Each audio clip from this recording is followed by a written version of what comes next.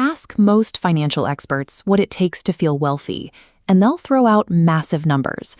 They tell you to aim for $1 million net worth, or hold out for a six-figure salary before you can finally stop stressing. But waiting for $1 million ignores a much smaller, highly specific mathematical milestone. There is a precise number where your relationship with money begins to flip. That number is exactly $20,000.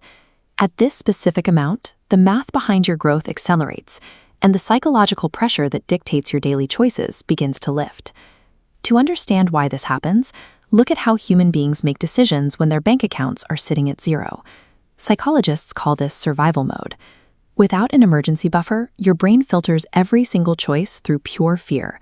You end up taking the very first job offer that comes your way, even if the environment is terrible. You stay in situations you hate because leaving carries massive risk, and you exhaust yourself doing mental gymnastics over whether you can afford a $3 coffee. This diagram shows how your brain allocates its bandwidth in this state. When 90% of your mental space is consumed by immediate threats and short-term survival, there is only a tiny sliver of capacity left over to plan for future growth. Living paycheck to paycheck acts as an active cognitive trap.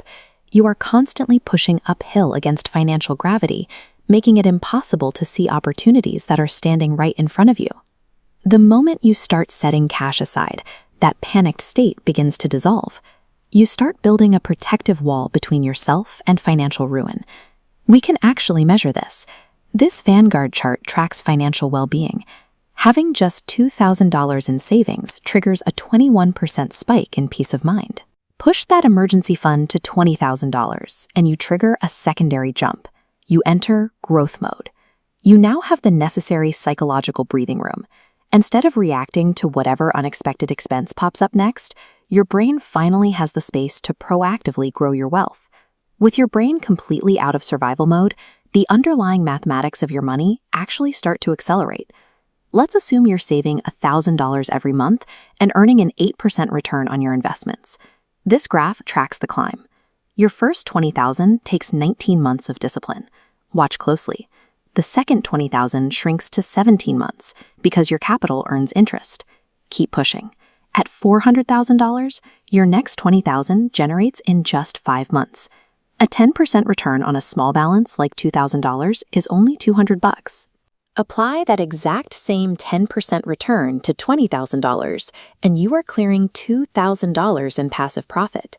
$20,000 is the tipping point where the scale of your return starts to matter. Your existing money begins doing the heavy lifting, separating those who build wealth from those who simply earn wages. This momentum extends beyond the brokerage account. Reaching this threshold changes the leverage you hold in the workplace. You now have what is known as walking away money. It acts as a safety net, stripping away the desperation of needing that very next paycheck to survive the month. When you aren't terrified of missing rent, you have the leverage to negotiate the raise you burned. You can push back against unreasonable demands without the lingering fear of being fired.